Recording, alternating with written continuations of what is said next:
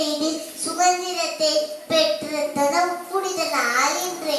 மகாத்மா காந்தி, வேலு நாச்சியார், பாரதியார் போன்ற பல தலைவர், ஜான்சி ராணி, வ.உ.சி போன்ற பல தலைவர்கள் சுதந்திரக்காக பாடுபட்டனர். சுதந்திர போராட்ட தியாகிகளை நினைவூர்ந்து நன்றி செலுத்தும் நன்னாள் இது.